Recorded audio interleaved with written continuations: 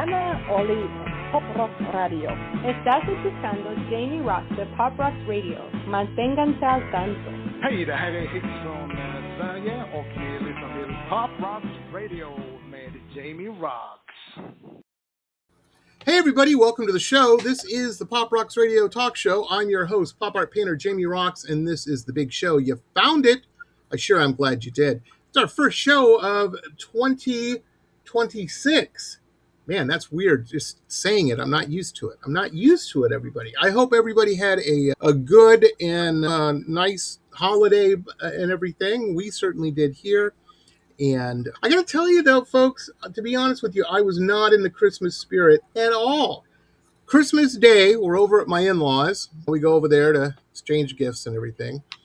They only live 3 blocks away. But I have 2 little nieces. One's, 3. And the other one's, I don't know how old she is, but she's mobile now. She can stand up and walk around, stumble around. And anyway, they have one of those pretend kitchens like little girls will, or boy, whatever, I don't care. But the kids that play with, those pretend kitchens. So she was making some pretend eggs on the pretend stove in the plastic pan there, just having a ball, just enjoying that activity. And my other sister-in-law was down with her fella, and they got a new dog. They rescued this dog, and he's great. He's just fantastic with kids. He's sitting right with her, and I'm sitting at this table, and I'm looking at this. And like I said, I'm in full I'm not in Scrooge mode. I'm not ruining anybody else's holiday, but I just wasn't feeling it this year. And I look down, they're playing. The dog is playing with her. He's pretending to eat the pretend eggs that she's feeding him. And I had the thought, I'm like, unless you're real religious and stuff, and that's great if you are and you have that element to your holiday. I'm not. I really don't, and that's okay too, but I needed something to get me past the finish line on this Christmas spirit thing, and I just didn't have it, and this was it. I saw her playing, and I had the realization that for us grown-ups, Christmas isn't that big a deal. It's nice to get together with the family and whatnot. Anything we want, we just go out and get. Doesn't matter what the day of the year it is, if we can. But the kids were really enjoying this, and it was a big special day for them, and they're playing with their toys and just having a good time. And they'd been to church earlier that day. It was just a big day of stuff. I said, that's the Christmas spirit right there. And I suddenly had it. It infected me. And I felt really good, and I had just a fantastic time with the family. And so I guess the lesson, the takeaway, just look for the little things, man. If you look, you'll probably find it. It's easy for us to get down, and the world is zany and just crazy. And if I'm saying that, I'm a weirdo artist, man. It's probably pretty crazy if I'm seeing it. But try to find a little joy in the little things. That's my advice. That's my advice for the new year. And there you go. Anyhow, today I have a fantastic guest. He's a returning guest. He's been on. We were talking about it. I couldn't remember. And now that he had mentioned it, I did remember. There's been a lot of guests, folks.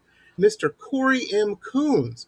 He is a singer-songwriter from Eastern Ontario. Cory, how are you, sir? How are you, Jamie? I'm doing great. We saw your daughter earlier and her cat. Before we came on camera, folks, she stepped in. I don't know how old she is. I find it very difficult to gauge a kid's age. I don't have any, so I guess I just don't have that superpower. I hope she had a good holiday, and you and everybody at the family and everything. She did. We all did. It's all about the kids, like you were saying. Like Christmas, it's the joy of watching the fun and the amazement they have. And she's 11 now, so she's at a pretty good age. Still a great age. Yeah. Yep. I can't generalize. I grew up with 3 sisters. It was about 13 that the eye rolling and the whatevers started. And yeah. Not when my dad was around. He put the hammer down on that, but there was a lot of whatevers and exasperated sighs. I remember that. But it's kids. It's like saying, look at that young guy doing a dumb thing. Yeah, that's what we did. That's what we did, yep. It didn't seem dumb at the time. Crazy. Yeah, I can only imagine. I can only imagine. Because all my Canadian friends, Corey, I got to tell you, got a little wild back. I'm a kid of the 80s, and Me they got a too. little wild. They got hopped up on that glass tiger or something and Yeah. just went zany. Oh, we're dating ourselves now. Glass Tiger. Oh my gosh, huh? I'm Yeah, telling you. For those who don't know, that was the Canadian Duran of the era. pretty much. No, Canada was cool. They had really, I think it was alternative alt folk before that was cool. All those Western Saskatchewan, Doug and the Slugs and all Yeah. Northern Pikes, that kind of stuff. I grew up in Detroit, so obviously I watched a lot of Much Music over the river there. Yeah, and Hmm. got caught up on all my Canadian. But metal, you guys were rockers too. There was a lot of rock going on. Oh, a lot of heavy metal stuff like Yeah, it's and great. Anvil and all these guys. I I wasn't so remember. much. I wasn't so much into the heavier metal. I was into the hair, No, the glam band. yeah, Yeah. I remember there was a point where everybody was doing these charity gigs. And I guess it was a good thing. They're raising money and whatnot. It started with I think the Band Aid in England and then We Are the World. Mhm. And then the metal guys from Canada, I think it was called Northern Lights, and it was all the metal bands from Canada. Oh, Like that was Hearing Aid. That was actually that was Ronnie James Dio. That was the Americans hearing, too. yeah, Hearing Aid. Northern Lights was the Canadian one, but they weren't heavy. They were just like Bryan Adams and I got you. I got you. yeah. Yeah. I have the I Hearing remember, Aid album. I have that. I remember seeing or hearing about it on MTV or wherever I heard about it. And I thought to It's with the myself, never-ending guitar solos. yeah, what I thought was going to happen. I'm like, come on, man. Come on. And no, those were good times, though. Those were fun. People, music still is, though. Music still is. I look at my wife's Spotify playlist and I'm like, yeah, I'm an old man. I don't know who half these people are. No clue. And you know what's weird about these kids today? I don't know if it was this way in Canada, Corey, but in Detroit in the 80s, it was very socially, everything was very genre specific. Like I Yeah. would hang out with all my friends, they were all rockers. So we're Yeah. all listening to the Scorpions and stuff and all this kind of stuff. And then I would sneak home and put on Adam Ant, but Yeah. they could never know that. I started as a Durrani first, and then I got Yeah, into the hair metal after that. exactly. I'm right there with some girl got me into Duran, and then I was like, oh, this is the coolest. Oddly enough, Surreal. I saw them on the reunion tour when Andy Taylor came back for the brief time he was with them, and I saw them in Toronto on that tour with my wife.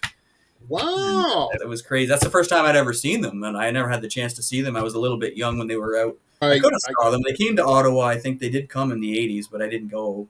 In the 90s, they got weird too. They had the big hit, and then they had a lot of just albums no one ever mentioned since. And I get it. It was weird. It was like, you guys trying to be the Beatles? What is up with this? This is terrible. This isn't you. Come on. But anyway, it's easy. The cool thing is the era we live in now. You've got a global following. There's people all over the place that dig your stuff. You know what I mean? Well, I I hope posted so. your video on Blue Sky, and all these people loved it. And who's cool. this guy? I'm like, his website's right there. Go check it out. And that's a good website. It's nice that I can hear that from you. I don't hear it all the time from anybody else. I know it's the age we live in. I love your website. It is, for an old man like me, it's easy to use, easy to navigate. You know what I mean? Yeah, it's great. I love it. I don't think I've updated it in 2 years. You're doing a good job with it because I can find stuff. I'm friends with all these weirdo artists, and I'm like, they're like, did you check out the latest paintings? I'm like, no, man. I went to your website. I couldn't figure it out. And they're like, okay, it's simple. You see the tree. There's a monkey in the tree. Give the monkey the banana, and I'm like, I'm not doing all that, man. And neither is a client. Are you kidding me? Anyway, yours is easy to navigate, and I like it. You like it. Cool. I know people complain about the internet and social media, but to be honest with you, yes, during COVID, I found out one of my aunts a racist. I never had any idea about that. That wasn't fun.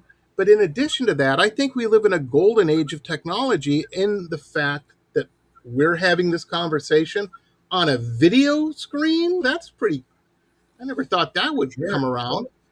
flying cars can't be far behind, or jetpacks, I would think. Anyway, tell me this. Now, you grew up, like we were saying, eastern Ottawa, or Ontario, near Ottawa, south of Ottawa.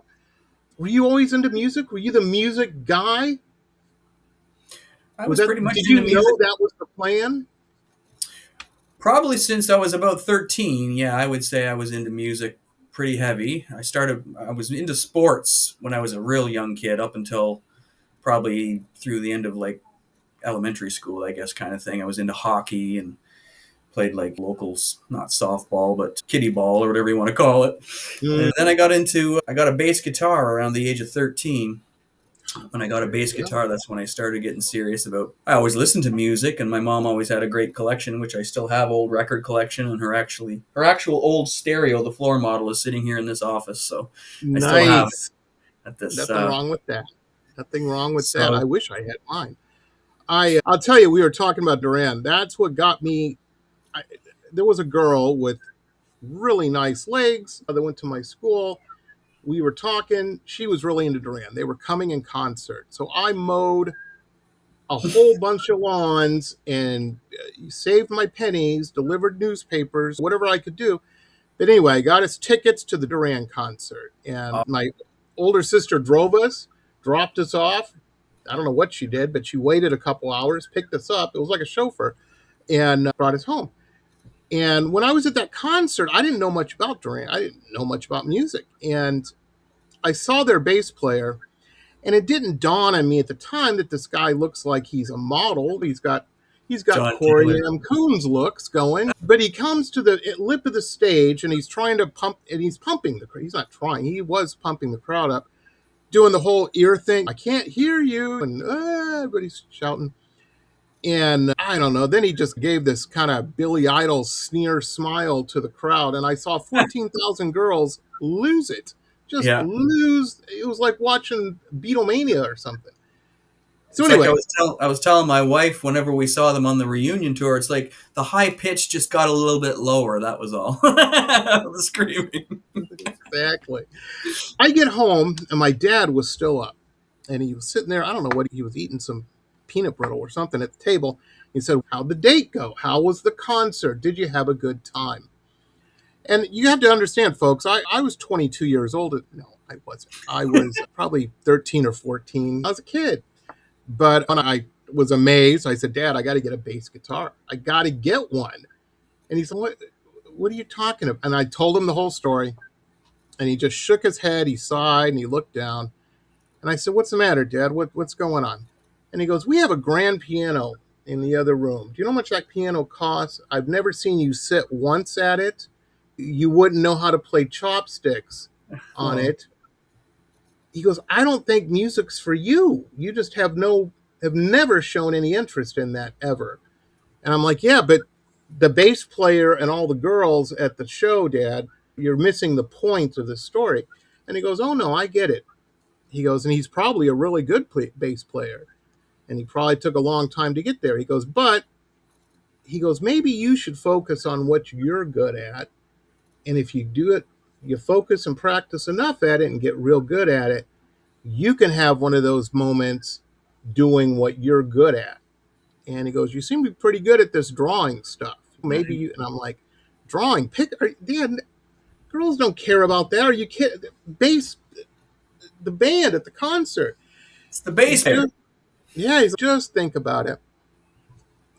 So I never got the bass. And I fast forward years, and I'm at art school. And we used to go to this little Irish, in Boston, we used to go to this little Irish pub because they had cheap eats and 25-cent beers on Thursday. Anyway, we were there, and there was a group of girls from the performing arts side of the school, ballet dancers. And they always travel in groups, kind of like a flock of birds. So they're there, and I'm sitting there BSing. We're arguing about some art movement or something with my friends. And as we're talking, on a cocktail napkin, I start drawing one of them. Takes maybe 3 minutes, and the whole flock of birds are now at our table. "Oh, what are you drawing?" "Oh my God, it looks just, oh." There you go. It was like Luke Skywalker on Hoth with Obi-Wan. It was like my father appeared and went, "I told you, kid. I told you." Dad was right. So that's a lesson. We all can't be Cory M. Coons, folks. But Oddly if enough, you're young out there, my first main influence on the bass was John Taylor, I believe. That's what kind of probably got me started. that was the guy. It That was was, him for the pop rock, and then you had Rudy Sarzo for the heavy metal. oh, yeah. Old Rudy, yes. I'm telling you. For those who don't know, Quiet Riot and all of that. And he's still kicking it. I just watched a fantastic interview with, what's his name, from the Smashing Pumpkins. Got a great podcast where he interviews these guys. And he does have a good podcast. It was fascinating. It was fascinating. Yeah, he just had the guy. I just watched one yesterday where he had the guy from Rat, the lead singer, and they had all kinds of drama. I haven't watched that one yet. I'd like to see that one. Oh yeah, it's on YouTube. And it was fascinating. And speaking of, it turns out he was a big Durante. Oh yeah, and that's where he stole a lot of his looks from and everything. The hair back over the years, and yeah. He goes, I saw that band, and suddenly I knew it was okay to be a pirate. And my mother sacrificed in the base of her set of her curtains because it was a ruffle. I was hoping she wouldn't notice when it disappeared. Went on one of my shirts. It's a true story. She noticed. Oh, she was not happy. But anyway, so you're young, so you got into music after. That doesn't surprise me. The sports background also, because any athlete, anybody doing sports at any age will quickly learn and will tell you, if you want to get better at something, you got to do it a bunch of times. You got to practice. Yep. And a lot of good musicians I know have an athletic background at some point where they've learned that lesson. And kids ask me all the time, I shouldn't say just kids, people new to art, and ask me, how do I get to the point? I'm like, start drawing 2 hours a day. That's what you got to throw a couple decades behind that. And if you do anything enough times, you get good at it. You should. Yeah. Otherwise, I think I got the sports from my dad. He played hockey and softball and football when he was younger, and I think that's where that came from. And that's cool. I'm in South Florida, man. My in-laws are hockey nuts. I can't believe we have a hockey team here. Yeah, the Panthers. I'm like, you have 2 hockey teams in Florida. Oh yeah, and the Tampa Bay Lightning. That's right. Yes, I am conditioned not to mention them because if my father-in-law's around, his teeth will start clenching. And I'm like, people get into it though. They're into it. I grew up in Detroit. It was always the Red. At the time, the Red Wings were always winning everything. So I'm like, it's like the Yankees. They buy the team. Yeah. That was the Habs for me. Oh yeah. I'm telling you, that's all the greats for Canadians. I see Glenn Hall. Was it Chicago's goalie? Glenn Hall just died, just passed away. Oh, yeah. Jeez. Way back in the day, he was the goalie. I think it was Chicago, wasn't it? Or was it Detroit? I think it was Chicago. I think. Yeah. I'm trying to remember back. We're at that age, Cory, where like a lot of our heroes, and I know it's part of life and it happens. It's just crazy. It's cool. I'm telling you a weird one. I wasn't even into his music. There was a couple songs I liked, and this was probably, 10 years ago when George Michael passed away. I'm like, it was hard for me, not because I'm like, oh, I really was impressed by this musician. It was like, this cat was 5 years older than I am? You're not supposed to be going out unless it's a car crash or something.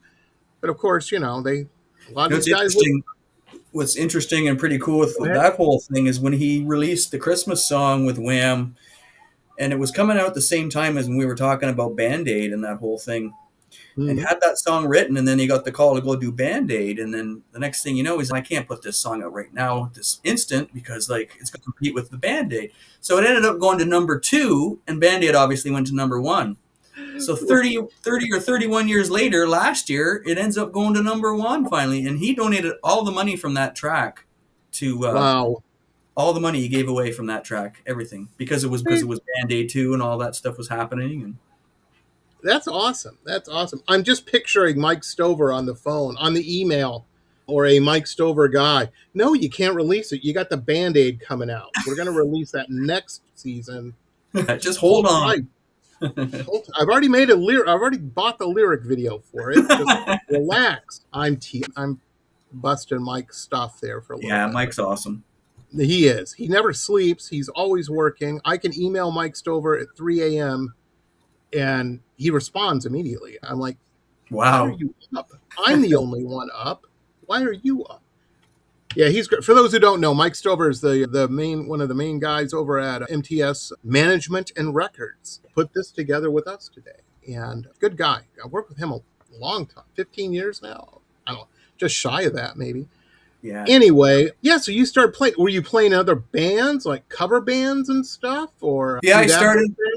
So basically, I was in high school when I was playing bass. So we did like Christmas assemblies and talent shows and stuff like that. And then when I got out of high school, I joined a traveling group of guys that were from a mix of the Ottawa and Cornwall, Ontario area.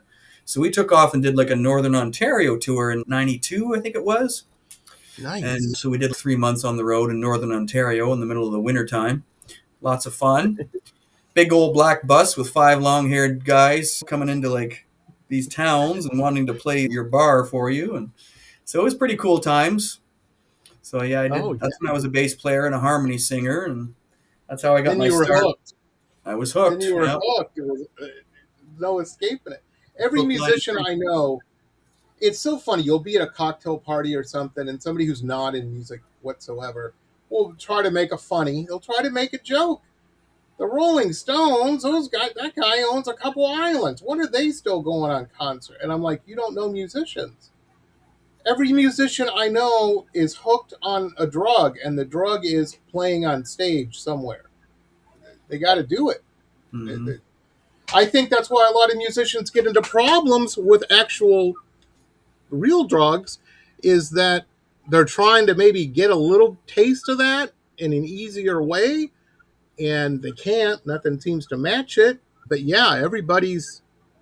they're hooked to that stage and performing because that's what they do. That's who they are. That's the type of artist they are. And it's hard for people in non-creative worlds to wrap their head around sometimes. Yeah, it's the downtime that's the fall for a lot of them, I think. There's the 2.5 hours or whatever on stage, and then they've got all this downtime. And it's right. Especially if you're on the road. If you're not just a weekend warrior, it's a bit different. You're coming home, and you're home during the week and all that stuff. But when you're out on tour, it's a different thing. And when you're young and you're out on tour, unless your gal's real cool, she's like...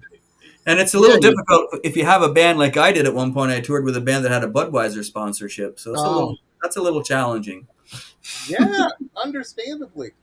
I knew a guy who was a club promoter years ago, and he put on dance nights at bar. I'm going to rent Thursday, and he'd put on his thing and DJs and stuff. And his wife left him because, this was cited in the divorce, I am tired of amplifiers in the living room. Yeah. His wife left. Yeah. Because of storage space. And yeah, I don't even know if it was a question. And then he said, honey, there's more amplifiers. Good. Move your shoes out. I got room for that box of guitar cords I'm never going to repair. See, I jest, but I never got into. I'm always, since I've been married to my wife now for 23, I think it's 23 almost years. That's amazing. Pretty grounded. My daughter's 11, so it's all about. Yeah, you're doing it right, but you're not 18 years old either. You know what I mean? Mm-hmm. Yeah, that responsibility. They never tell you about responsibility when you're growing up. You think, adults, they just got it made. They can do whatever they want. It's fantastic. You can to a point, but there's a lot of... I'm telling you, if I paint another Marilyn Monroe, the big secret to me, all the Marilyn Monroes I've painted, ladies and gentlemen, is appliances. The washer's out. Okay, let me knock out a Marilyn Monroe and we'll go get another washer. She's been an ATM card. I'm not putting her down. But yeah, I painted a lot of Marilyn Monroe. Cool. Anyway, let me ask you, so the new EP, the Sun Sessions, see, I did a pretty good job with that there. I told you I'd get it. Now, the Sun Sessions is the latest EP. It's out now, or is it coming out? It's out digitally, so it came out I think in November digitally, so you can get it at all the Spotify and wherever else you want to get it where you stream music. And then the new actual physical EP will come out on CD hopefully sometime in the next month or two. I'm hoping. My graphic guy Brad is working on some stuff right now for that, and there'll probably be an extra added song onto it. There's 4 tracks. If you count the medley of the 2 Elvis tracks, there's 5, but I mean it's as one song. So there's 4 on the digital version, and I think I'm going to add the original recording of Crumbs from 20 years ago or 22 years ago now, which will probably go on as like a bonus track just to compare. I re-released Crumbs as an all-acoustic version as part of the lead-off track off of this EP, right, in last year. So those singles have been out longer than November, actually. Crumbs and Faded Glory, and then Memphis Whiskey Blues just came out before Christmas there. Nice, so singles, nice. Yeah. Folks, my advice, pick this up, if you can, at a merch table. That is, I've never seen a band without a merch table. Somebody's wife or girlfriend is usually running it, or the opening act. Somebody. I have my merch box, my merch CD box. That's what I have. Nice.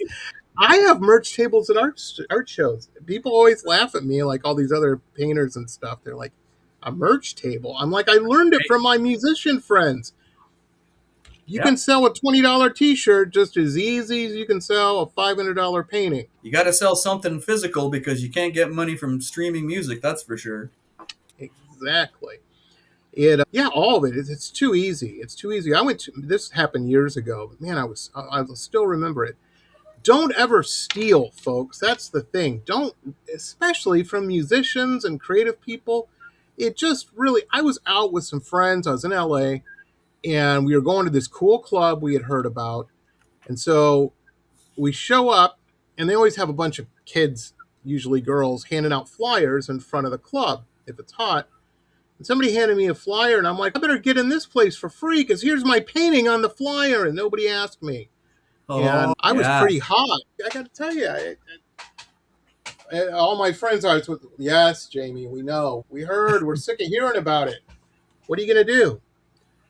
Yeah, don't steal from people, folks. They're working hard, and I've known some bands. I knew a band one time. They got done their thing, and they got paid with a check, and they had a long way to get back home. And the merch table got them gas to get back home until they could cash that check. That kind of stuff. Good old cash. Good old cash is the way to go. Paid with a check. Oh, that would make me so mad. That would make me It'd be a rant about that. Everybody'd be sick of hearing me rant about it. Anyway, awesome. Like I said, this past Christmas that just happened a couple weeks ago is when Memphis Whiskey Blues, right before it, dropped. We're going to play that video here, folks. It's a fantastic video. I like this track a lot. Should we play it and then talk about it for a minute? Sure. Okay, here it is, folks. This is Cory M. Coons. This is Memphis Whiskey Blues. Check this out.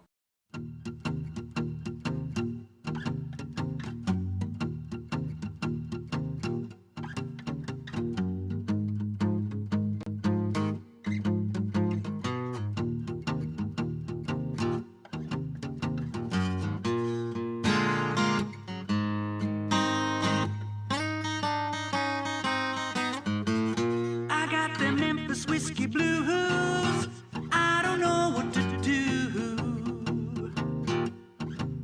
I got the Memphis whiskey blues, and I don't know what to do. But don't you let them fool you one time, or they'll come calling on you.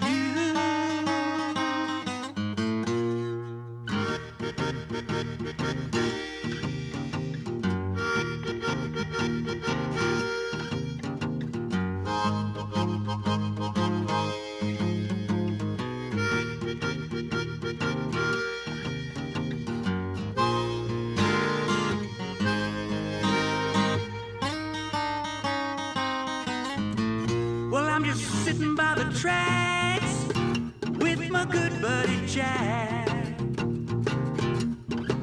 Said I'm just sitting by the tracks,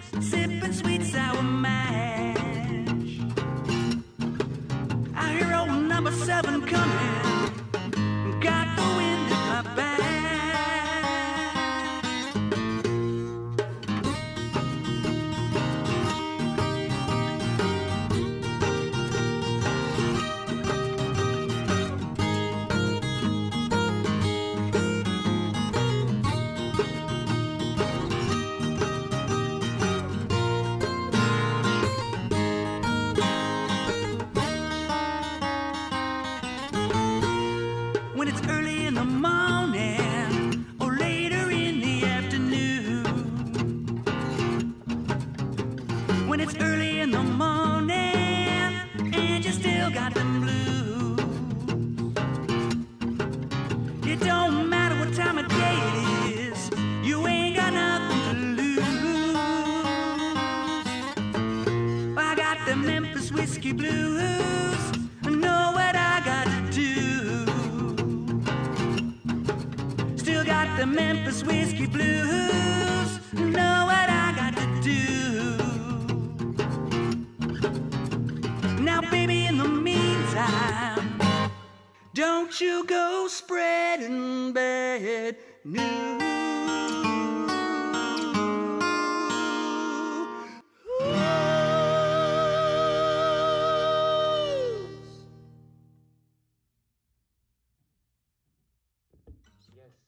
And we're back. And we're back, ladies and gentlemen. I told you that's a great track. That's a great track. Thank you. Cory, let me ask you this. That is such a good track.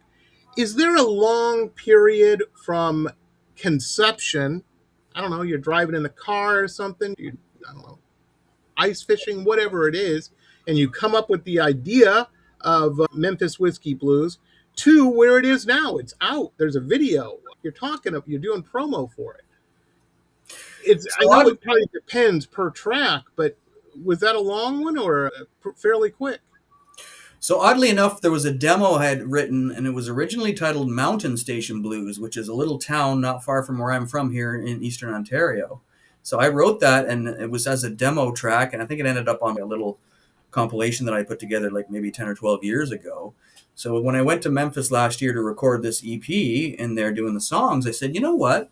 It's pretty cool to be in Memphis. And I'm like, why don't we just tweak this a little bit, change some of the lyrics up, keep the arrangement the same, and give it that real Memphis vibe and add that in there. So that's how that one came about. But with other songs, I mean, it's different for every single song, and there's no cookie cutter for me. It's just what drew me sometimes, or whatever I'm inspired by, or whatever it is. It's such a great track, strong track. Well, oh yeah, I can see that, and I wouldn't be surprised if that winds up in movies or TV shows or whatever. That'd be cool. It's sitting at number 66 on the Cashbox Americana chart right now in Cashbox magazine, so that's pretty cool. I've had a couple number ones. I've been fortunate for that. So this one, awesome. That is fantastic. I can't wait until the actual CD drops, the EP in physical form, just because I want to hear that track. I want to hear the track you're talking about, the bonus track. Another thing, folks, is if you buy it at the merch table or out of the merch box, there might be a chance, if you finagle your way to do this, to get Cory to sign it. And then if you fall on hard times in a couple years and you happen to be in Las Vegas, well, you just go to the Pawn Stars. Yeah, no. And you can sell it and make as much as a streaming download. There you go. There you go. Oh, that show was ridiculous, Cory. That show was ridiculous.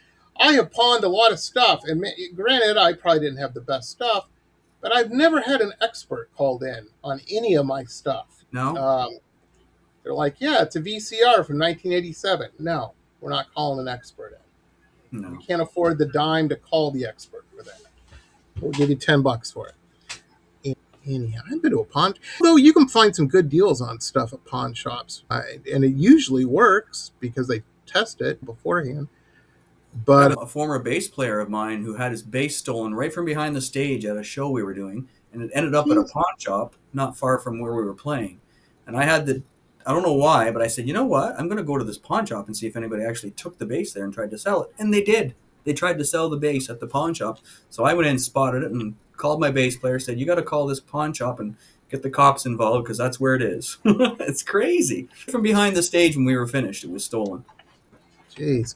And for all the wannabe thieves out there, the only thing bigger than the bass and the band would have been the drum kit. What are you thinking, man? What are you thinking? Take some of them guitar pedals or something. Are you kidding me? Something easy you can put in your shirt. Yeah. Kids today. Anyway. No, don't be stealing anything. How about that, folks? How about that? I would have a little more respect. Yeah, the guy stole the bass and then he went home and practiced for 5 years and now he's on the road with the biggest rock band in the world. That's not how the world works. Anyway. Very cool, Cory. Last question I have for you. For any, do you have any advice for any? Because there's people out there. There's a young kid that out there, guy or girl, that says, "I want to be doing what Cory M. Coons is doing, man. That's what I want to be doing." Any advice? Have a good budget for yourself to start off with. But So besides true. that, I always say my little motto is just surround yourself with the right team of players and make sure you've got people working with you that you trust and that are out for your best interest and nothing else. And there's a lot of fakeness out there, a lot of phonies, and people can see through that. So just Absolutely. be real and be honest and true and the best you can be with what you're doing. So that's what I would I'm say. telling you. I am sure Cory, I know I can tell stories from I've heard from people. Yeah, we hired that PR company from Hungary. I'm like, you mean They you were threw your hungry. money away? Yeah, they were hungry. They didn't give you any food, did they? Oh, man, it is. I think what it is people, you spend so much time practicing and you have no attention. Nobody cares what you're doing. And the first time somebody seems like somebody does, people, they don't think. They're like, oh, somebody's paying attention. It's going to work out. And Yeah. sharks smell blood in the water. That's blood in the water for Well, and unscrupulous. music is so disposable now, right? It's like click on 10 seconds on to something else. There's no like big release day where you go get the album, like stand in line and all that stuff anymore. It's just, oh, this dropped today. Oh, let's spend 15 seconds on that. Oh, on to the next thing. That's how It's crazy. We were talking crazy. about technology earlier. The cool thing is people can contact you on Instagram or whatever, and there's a good chance you might actually contact them back. When we were growing up, I got to tell you that the number of times I'm like, Geddy Lee, you should have went this way with that track. I would have done this. And I had no way of getting a hold of Geddy Lee. Our whole interaction was on liner notes of an album, maybe an article in a magazine. That was it. Yeah. I wasn't going to run into him at a party or something. Not at Maybe that a Blue time. Jays game now. Yeah, exactly. Yeah, he bought the whole team, didn't he? You could He's afford the it. guy. Can you imagine? Now that's if you're a sports guy and you're like, yeah, I was such a sports guy, I bought the team. How about that? That's a flex. And for the rest of us, that's a good goal. That's a good goal. When you wake up and you're like, I don't know if I can do this today. Not doing it doesn't get you any closer to that goal of being able to buy your favorite sports team. So, there As you you go. well know, as an artist, there's a fine line between passion and insanity. Very true. Very true. Cory, I've had so much fun today. It's great to have you back on. You're welcome Me back too, man. anytime. Thanks for having And me. yeah, I know. I didn't even ask. I didn't even ask what the weather was like up there right now because I know what it's probably. It's actually mild today. It's a little bit above 0 Celsius, so that's not bad for Canada right now. Canadians are always like, it's a little mild today. It's only minus 45 instead of Yeah, minus totally that. Yeah. 55. I walk outside, my eyeballs freeze. No, the big thing when visiting Canada, you breathe through your nostrils and it freezes up. And you're like, I shouldn't be out in this cold. This is not the place for me.